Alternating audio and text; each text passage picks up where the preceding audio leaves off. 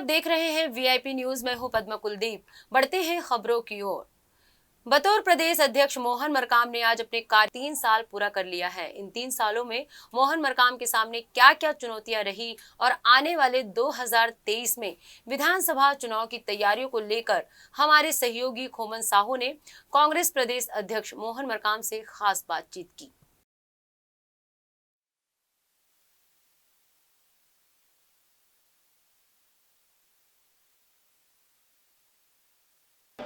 बतौर प्रदेश अध्यक्ष मोहन मरकाम ने अपने कार्यकाल के 3 साल पूरे कर लिए हैं और इन 3 सालों में उनके सामने क्या क्या चुनौती रही, सीधे बातचीत करेंगे।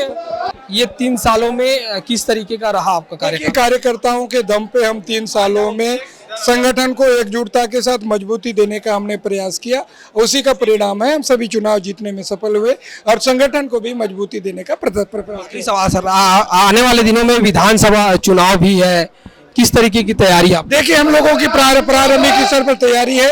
हम लोग 2023 का चुनाव फिर से जीतेंगे। तो ये थे मोहन मरकाम, जिनका साफ तौर पर कहना है कि आने वाले दिनों में 2023 का चुनाव, उसकी तैयारी भरपूर है। आने वाले दिनों में सत्ता और संगठन मिलकर काम करेगा और 2023 में निश्चित तौर पर कांग्रेस सरकार बनाती हुई नजर आएगी। कैमरा पर्सन टीकू साहू के साथ खोमन साहू, वीआईपी न्यूज, रायपुर।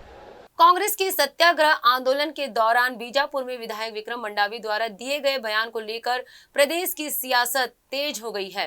नेता प्रतिपक्ष धर्मलाल कौशिक द्वारा विधायक की सदस्यता रद्द करने की मांग के बाद अब भाजपा प्रदेश अध्यक्ष विष्णुदेव साय ने भी राष्ट्रीय जांच एजेंसी एनआईए को पत्र लिखकर विधायक विक्रम शाह मंडावी पर मासूम आदिवासियों को देश के खिलाफ हिंसा के लिए भड़काने का आरोप लगाया और मामले में कार्यवाही करने का आग्रह किया है। विष्णुदेव से अपने पत्र में कांग्रेस की भूमिका जांच करने का भी आग्रह एनआईए के अधिकारियों से किया गया है। बता दें कि अग्निपथ योजना के विरोध में कांग्रेस द्वारा किए जा रहे सत्याग्रह आंदोलन के दौरान विधायक मंडावी ने विवादित बयान देते हुए हिंसात्मक प्रदर्शन की बात कही थी, जिसके बाद से ही मामले में सियासी बयानबाजी चरम पर है। नहीं बढ़ा है, बल्कि वर्तमान सरकार ने उसको कई तरह से विवादित भी कर दिया है। रकबा घटाने बढ़ाने को लेकर तो हम लोग बिलासपुर में बीजेपी नेताओं ने लगातार देश में अग्निपथ योजना को लेकर बन रहे विपरीत माहौल को लेकर प्रेस वार्ता की। प्रेस वार्ता को प्रदेश महामंत्री भूपेंद्र सवन्नी संबोधित किया। इस दौरान महामंत्री भूपेंद्र सवन्नी ने कांग्रेस पार्टी पर जमकर हमला बोला। साथ ही कांग्रेसी विधायक विक्रम मंडावी के बयान को लेकर भी आड़े हाथ लिया।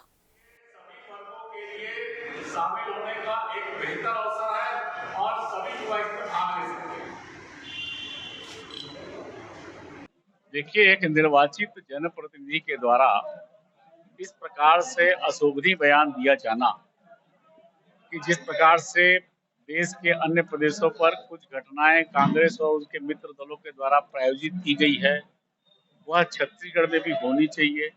भारतीय जनता पार्टी इसकी कड़ी निंदा करती है। साथ ही हमारे प्रदेश अध्यक्ष के द्वारा जो भी मांग की गई है, निश्चित रूप से माननीय प्रदेश अध्यक्ष जी के द्वारा की गई मांग से हम सहमत हैं। व्यवसायिक प्रतिस्पर्धा हो या आपसी विवाद, जब बहुत ज्यादा तूल पकड़ता है तो थाने पहुंचता है या फिर नौबत कोर्ट कचहरी तक की आ जाती है। इन दिनों भिलाई में इसी तरह का एक मामला चर्चा का विषय बना हुआ है। कांग्रेस पार्टी के 2 नेता राजेंद्र अरोरा और सुभाष साव एक दूसरे के पीछे कुछ इस कदर पड़ गए हैं कि एक ने दूसरे के व्यवसायिक प्रतिष्ठान के खिलाफ जनहित की याचिका दायर कर दी तो दूसरे ने उस पर ब्लैकमेल करने को लेकर रिपोर्ट दर्ज करा दिया। इस पर पूर्व सभापति अरोरा ने गिरफ्तारी से बचने के लिए हाई कोर्ट से अग्रिम जमानत भी करा लिया। दरअसल निगम भिलाई के पूर्व कांग्रेसी सभापति राजेंद्र अरोरा ने क्षेत्र के एक होटल व्यवसायी और कांग्रेसी नेता सुभाष साव के खिलाफ पीआईएल लगाया कि वह अपने होटल के तलघर का उपयोग कायदे अनुसार पार्किंग के लिए नहीं करता बल्कि किसी व्यवसाय के लिए कर रहा है। इस पर याचिका से बचने के लिए होटल व्यवसायी सुभाष साव ने राजेंद्र अरोरा पर ब्लैकमेल करने का आरोप लगा दिया। अब दोनों ही वरिष्ठ नेताओं के बीच चल रहा ये मामला नगर में चर्चा का विषय बन गया है। पीआईएल लगाई है, तालघर में शादी ब्याह करा रहा है, जन्मदिन मना रहा है होटलों में, बस यही कारण है। तो और क्या, धंधा सबसे बड़ा कारण है उनका। और मैं बोल रहा हूँ वो कांग्रेस के इतने बड़े पदाधिकारी हैं, उनको तो कांग्रेस कमेटी को बुलाकर यहाँ बोल देना चाहिए कि मेरे नक्शे में ये है, आज से मैं खोल दे रहा हूँ। हम भी धन्यवाद देने जाएंगे तीनों होटलों में, बिल्कुल बाकायदा, और कोर्ट में भी एफिडेविट दे दे कि मैंने नीचे में तलघर में पार्किंग खोल दी है। कोर्ट में भी दे दे, उसके बाद अगर लगाएगा तो मैं कंटेम्प्ट ऑफ कोर्ट करूंगा। कांग्रेस के नेता है, कांग्रेस का नेता इसलिए बोल रहा हूँ, उसको चाहिए पार्टी बदनाम ना हो। ये पार्टी अपनी जगह है, पार्टी से मेरा श्रद्धा है, पार्टी के साथ मन और तन सब मेरा लगा हुआ है। मैं इस विषय में पार्टी को कुछ नहीं बोलना चाहता।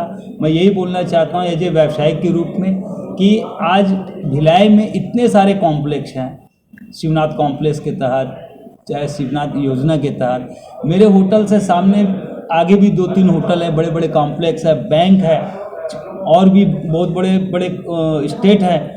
उनके खिलाफ क्यों नहीं गए? एक व्यक्ति को क्यों टारगेट कर रहे हैं? एक विषय है। प्रदेश के जीएसटी मंत्री टी.एस. सिंहदेव ने केंद्रीय वित्त मंत्री निर्मला सीतारमण को पत्र लिखकर आगामी जीएसटी काउंसिल की बैठक पर अपने विचार व्यक्त किए। उन्होंने लिखा कि जीएसटी काउंसिल की बैठक के लिए बहुत उत्सुक था, लेकिन दुर्भाग्य से इस माह की 25 तारीख को कोविड से संक्रमित हो जाने के कारण इस बैठक में हिस्सा नहीं ले पाएंगे। मंत्री सिंहदेव ने 14% संरक्षित राजस्व प्रावधान को 5 वर्षों तक जारी रखने की मांग की है।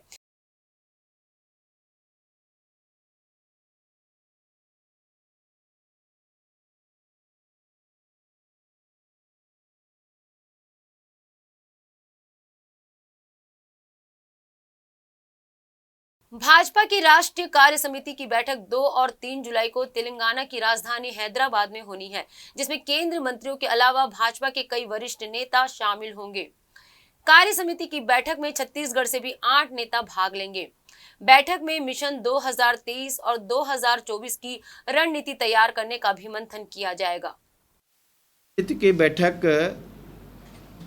2 और 3 तारीख को आयोजित की गई है, और जो राष्ट्रीय कार्य समिति के सदस्य पदाधिकारी हैं सभी देश भर के उसमें आमंत्रित हैं।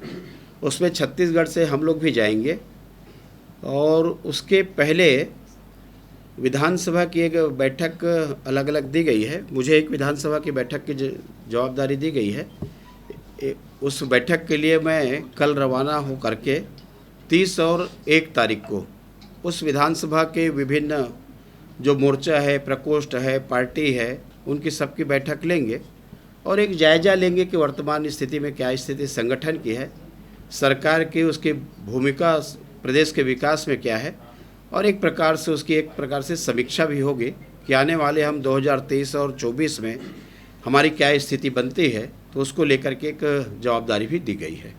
जांजगीर चांपा जिले के 5 ब्लॉक में 10 सरपंच पद के लिए उपनिर्वाचन हो रहा है, जिसमें पामगढ़ ब्लॉक के खोखरी ग्राम पंचायत के आश्रित गांव रीवा पार के ग्रामीणों ने उपचुनाव का बहिष्कार कर दिया। उनका कहना है कि आजादी के बाद से उनके गांव में सड़क नहीं बनी। उन्होंने साफ तौर पर कहा कि जब तक सड़क नहीं बनाई जाएगी तब तक पंचायत, विधानसभा और लोकसभा चुनाव का बहिष्कार करेंगे। वोट नहीं, वोट नहीं, वोट नहीं, वोट नहीं, वोट नहीं, वोट नहीं, वोट नहीं, वोट नहीं, वोट नहीं तो वोट।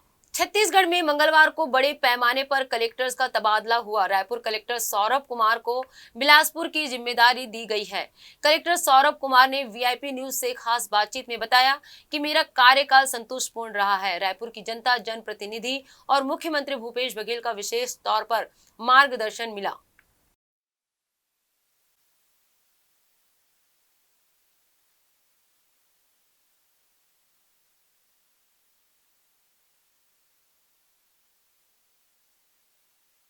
रायपुर के कलेक्टर सौरभ कुमार की ट्रांसफ़र जो है बिलासपुर हो गई है। बिलासपुर का कमान वो संभालेंगे। सर, आप कमिश्नर रहे, उसके बाद कलेक्टर बने, कैसा रहा सर ओवरऑल आपका जो कार्यकाल है रायपुर?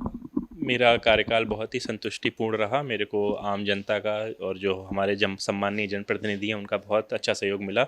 माननीय मुख्यमंत्री जी का बहुत अच्छा मार्गदर्शन मिला, और मैं चाहूँगा आगे भी अच्छा ही कार्य करूँ।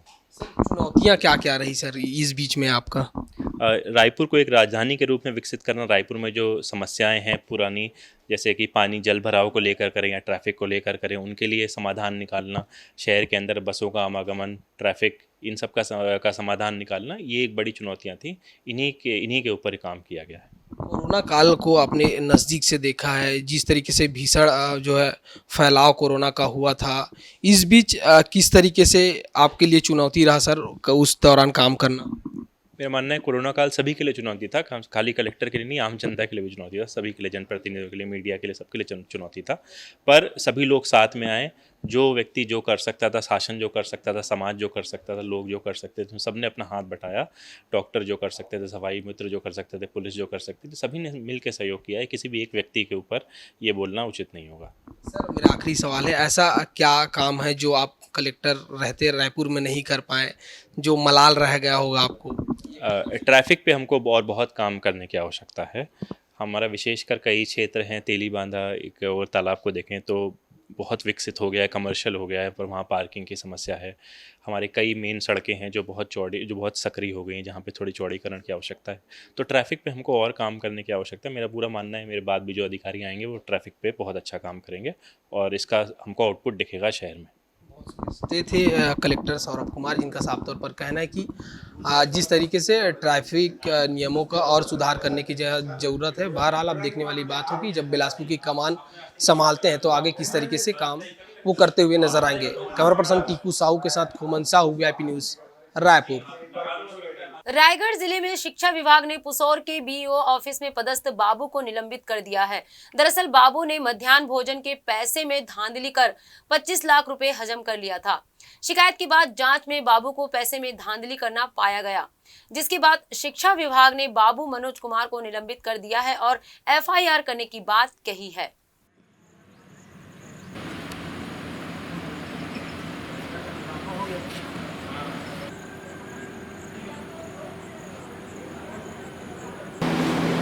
जिले स्तर पर हम लोगों ने सभी विकास खंडों का परीक्षण कराया। परीक्षण में यह पाया गया कि लंबे समय से पुसौर विकास खंड में कुछ राशि आहरित हुई है, लगभग 25 लाख रुपए है, और यह किसी कर्मचारी के द्वारा व्यक्तिगत रूप से आहरित किया गया है।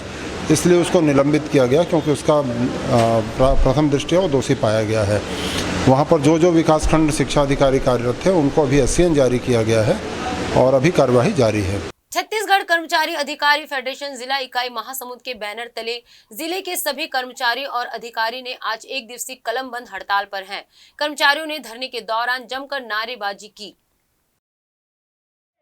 सबके लिए न्याय योजना कर्मचारी अधिकारियों ने 50,000 का एक माला सिर्फ इसलिए कि हमारे महंगाई भत्ता में बढ़ोतरी करेंगे, लेकिन वारे निष्ठुर मुख्यमंत्री वहां करने के लिए और हमारे जायज मांग को कर्मचारी अधिकारी से बात करेगा, जो कर्मचारी अधिकारी से बात करेगा, जो कर्मचारी अधिकारी से बात करेगा। 2 साल से क्रमिक धरना प्रदर्शन हमारा चल रहा है। मुख्य मांग आज के धरना के लिए है 34% डीए केंद्र के समान। आज भी हम आधा में हैं, 17% डीए हमको मिल रहा है जबकि केंद्र को 34%। ऐसा मालूम होता है जैसे शासन की नज़र में केंद्र हमसे 2 गुना काम कर रहा है और उनके आधे काम में है। 2 साल लगातार हड़ताल करते रहे तो 5% मात्र हमारा डीए बढ़ा, बिना हड़ताल के उनका 6% बढ़ गया।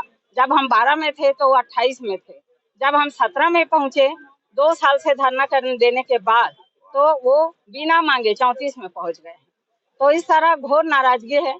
सभी संघ के सभी सदस्यों, सभी शासकीय अधिकारी कर्मचारी सभी में घोर नाराजगी है और सभी लोग लगातार धरना देते रहेंगे जब तक कि हमारी मांगे पूरी नहीं होंगी। दूसरी मांग हमारी है 7वां वेतनमान के अनुरूप गृह भाड़ा भत्ता।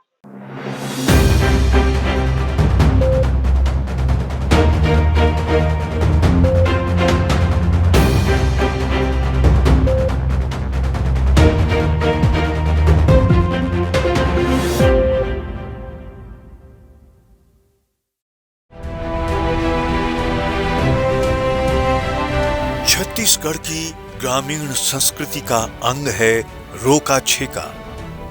रोका छेका यानी सुरक्षा फसलों और पशुधन की। पशुधन से लाभ का अनूठा अभियान गौठान। गौठानों में गोबर से बनती है जैविक खाद, किसानों को मिलता है आर्थिक प्रतिसाद। गौठान ग्रामीण अर्थव्यवस्था का नया अध्याय। गौठानों से मिल रहा है ग्रामीणों, गोबर विक्रेताओं और गौठान समितियों को नकद लाभ। गौठान स्व सहायता समूहों के रोजगार और आय का एक क्रांतिकारी अनुष्ठान। छत्तीसगढ़ के किसानों का सपना हुआ साकार।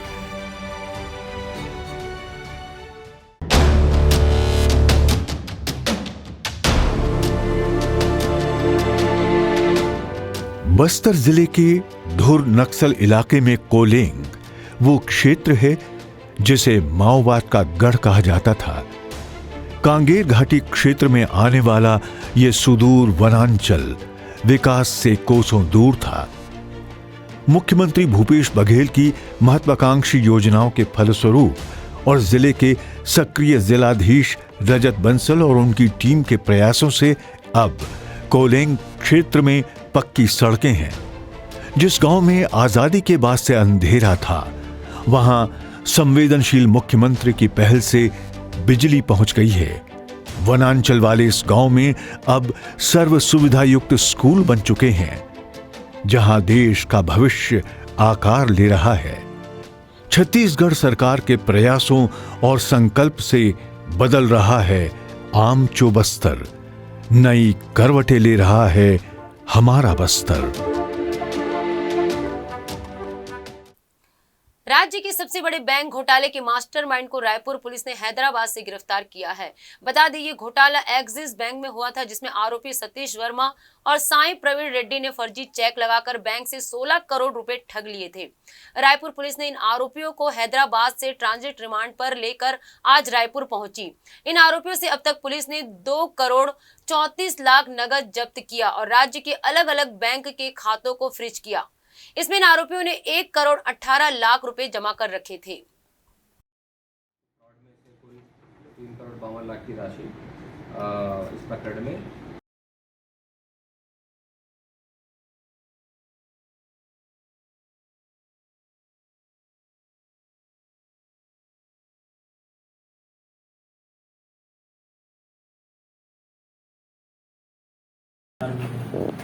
मुजगन थाना के में दर्ज एक्सिस बैंक फ्रॉड के संबंध में 5 आरोपियों को पूर्व में गिरफ्तार किया गया था, जो रायपुर के रहने वाले थे। इसके अलावा 3 और आरोपियों की गिरफ्तारी हुई है। इसमें से एक बैंगलोर का रहने वाला है श्रीनिवास राव।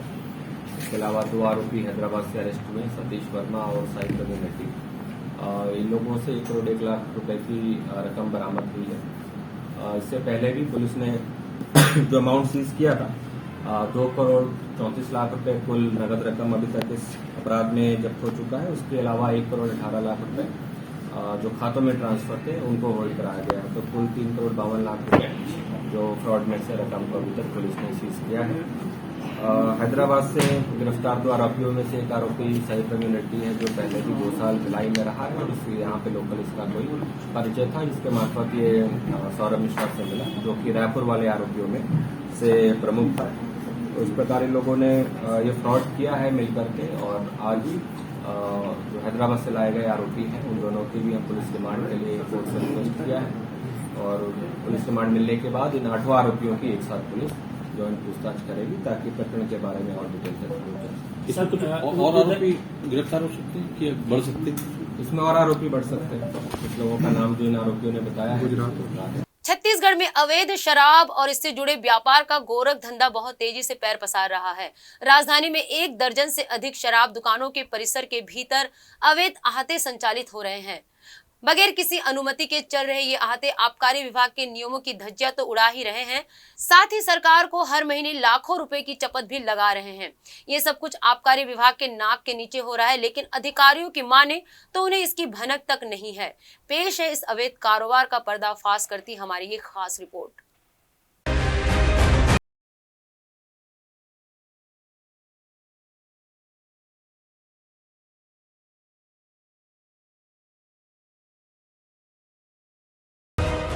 ये नज़ारा है रायपुर के हृदय स्थल जय स्तंभ चौक के पास पुराना बस स्टैंड स्थित शासकीय शराब दुकान का।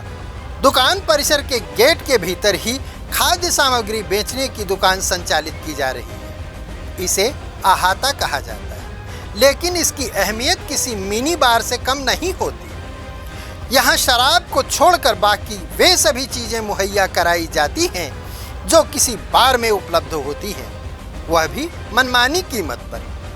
यही वजह है कि रायपुर शहर में 1 दर्जन से अधिक अहाते संचालित हैं, जिन्हें स्थानीय नेताओं का संरक्षण मिला हुआ है। रायपुर शहर के पुराना बस स्टैंड, एमजी रोड, गंज, काठाडीह, लालपुर, पुलिस लाइन, मोवा, पंडरी और अमलीडीह जैसे इलाके की देशी विदेशी मदिरा दुकानों के परिसर में ये अहाते धड़ल्ले से संचालित हो रहे हैं। आबकारी नियमों के मुताबिक चखना सेंटर शराब दुकान से 50 मीटर की दूरी पर होना चाहिए, लेकिन रायपुर में चल रहे अवैध अहाते न केवल 50 मीटर के भीतर बल्कि दुकान के परिसर में ही चलाए जा रहे हैं। आबकारी विभाग पिछले करीब 2.5 साल से राज्य में मदिरा दुकानों के परिसर में अहाता चलाने की योजना बना रहा है, लेकिन कोरोना के कारण अब तक इस व्यवस्था को लागू नहीं किया जा सका। इसके लिए प्रति अहाता 2 लाख रुपए शुल्क लेने का प्रस्ताव था। विभाग जहां कोरोना संक्रमण के डर से इसे लागू नहीं कर सका, वहीं राजनीतिक संरक्षण प्राप्त कुछ शराब माफिया मदिरा दुकानों के बगल ही में धड़ल्ले से अहाते संचालित कर रहे हैं। ये अहाते प्रतिदिन लाखों रुपए की अवैध कमाई कर रहे हैं और शासन को मुंह चिढ़ा रहे हैं। ताज्जुब की बात तो ये है कि आबकारी विभाग के अधिकारी इन सब से खुद को अनजान बता रहे हैं और इस पर कार्रवाई करने की बात करते हैं। नहीं, अहाते संबंधित अभी कोई कार्रवाई नहीं है जी। एक्चुअली 50 मीटर की दूरी पर तो स्वतंत्र है व्यक्ति अपना व्यवसाय करने के लिए, तो उस पर जो भी है, अगर वो शराब पीने पिलाने की कोई चीज़ें है, ऐसी शिकायत होगी तो हम उस पर कार्रवाई करेंगे। आप बताएं, मैं ठीक है, मैं नोट कर लेता हूँ, ठीक है, उन पर मैं दिखवा लेता हूँ, कार्रवाई जो भी होगी कर लेंगे विभाग। ये अहाते पूरी तरह से अवैध तो हैं ही, साथ ही स्वास्थ्य विभाग और सुरक्षा संबंधी नियमों की भी धज्जियां उड़ा रहे हैं। सभी अहातों के आसपास गंदगी का भयावह आलम है। हर तरफ डिस्पोजल गिलास, पानी पाउच, तरह तरह की गंदगी पसरी हुई है। आसपास के नाले नालियां प्लास्टिक कचरे से अटे पड़े हैं। देखकर लगता नहीं कि किसी को कोरोना से बचाव की कोई चिंता है। 1 जुलाई से देश भर में सिंगल यूज प्लास्टिक वाली वस्तुओं पर प्रतिबंध लगा है। इसे देखते हुए सामान बनाने वाली कंपनियों ने डिस्पोजल ग्लास का उत्पादन कम कर दिया है।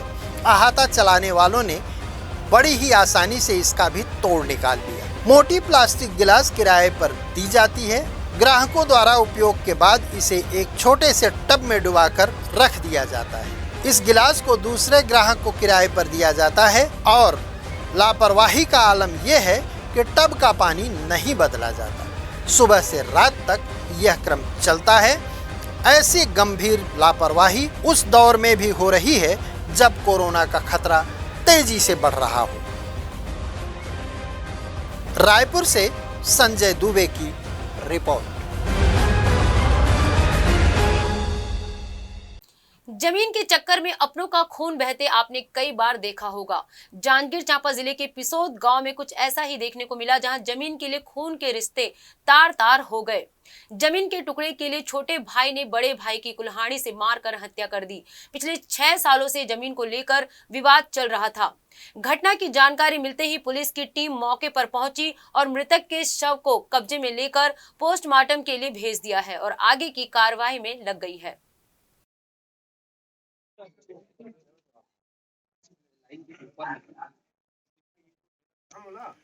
भेज दीजिए, भेज दीजिए। 112 हेलो, 112 हाँ भैया।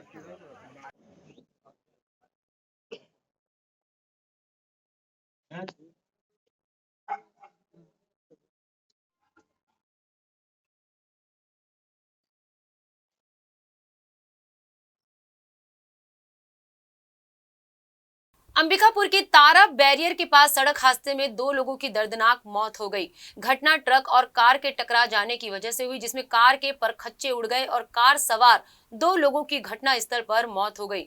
3 लोग गंभीर रूप से घायल हो गए। ये कार सवार लोग गोरखपुर से बिलासपुर जा रहे थे। तभी सुबह 5:45 में ये घटना घटी। पुलिस मौके पर पहुंच घायलों को अस्पताल पहुंचाकर आगे की कार्यवाही में लग गई है।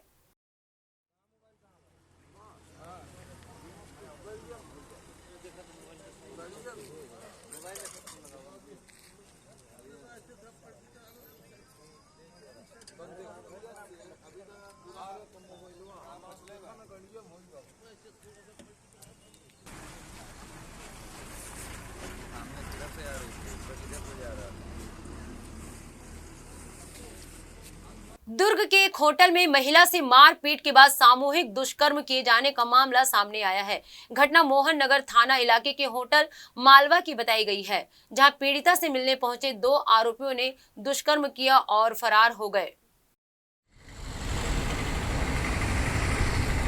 एक शिकायत आई थी, एक महिला थाने में उपस्थित होकर शिकायत की थी कि उसके कमरे में कोई 2 लड़के जो हैं अनाधिकृत रूप से प्रवेश करके उसके साथ दुष्कर्म किए हैं। तो इस पर से थाने में FIR दर्ज कर कार्रवाई की जा रही है। आरोपी का कुछ पतासाजी चल रहा है? आरोपी की पतासाजी की जा रही है, पुलिस उसमें लगी हुई है। राजधानी रायपुर में सरकारी नौकरी दिलाने के नाम पर लाखों की ठगी करने वाले आरोपी पति पत्नी को पुलिस ने गिरफ्तार कर लिया है। बताया जा रहा है कि आरोपी दंपत्ति ने सरकारी नौकरी दिलाने के नाम पर 7 लाख रुपए की ठगी की थी। कुछ दिनों पहले ही शहर के सिविल लाइन थाना क्षेत्र प्रार्थी अजय बाघे द्वारा इसकी शिकायत दर्ज कराई गई थी। जानकारी देते हुए civil line CSP Virendra Chaturvedi ने बताया कि प्रार्थी की शिकायत पर राजा तालाब निवासी रोनी ब्राउन और उसकी पत्नी श्रेया ब्राउन को गिरफ्तार किया गया है और आगे की कार्यवाही की जा रही है। थाना सिविल लाइन क्षेत्रांतर्गत राजा तालाब निवासी रोनी ब्राउन और उसकी पत्नी श्रेया ब्राउन के द्वारा लोगों को नौकरी लगाने के नाम पे धोखाधड़ी की शिकायत थाना सिविल लाइन में प्रार्थी अजय कुमार बाघे के द्वारा की गई है और जिसमें विभिन्न लोगों को शासकीय नौकरी दिलाने के नाम से लगभग 7 लाख रुपए की ठगी इन दोनों इस दंपत्ति के द्वारा किया गया है, जिसको संज्ञान में लेते हुए थाना सिविल लाइन में 420-34 भारतीय दंड विधान के तहत अपराध प्रतिबंधित कर विवेचना में लिया गया है। आरोपीगण पुलिस की हिरासत में है, जिनसे पूछताछ की जा रही है। तत्पश्चात उन्हें माननीय न्यायालय के समक्ष प्रस्तुत किया जाएगा। बिलासपुर में दोहरे हत्याकांड का मामला सामने आया है। एक ही परिवार में हुए खूनी संघर्ष में छोटे भाई ने बड़े भाई और भाभी की कुल्हाड़ी मारकर हत्या कर दी है। दरअसल जरहा भाटा में पुश्तैनी जमीन के विवाद को लेकर 2 सगे भाई और उनके परिवार आमने सामने आ गए और खूनी खेल खेला गया। इस दोहरे हत्याकांड से इलाके में सनसनी फैल गई है। पुलिस ने मामले में छोटे भाई और उसकी पत्नी सहित 2 नाबालिगों को पकड़ लिया है। चाय को देखो ना, ये लग रहा है कल का आप रखे देखो।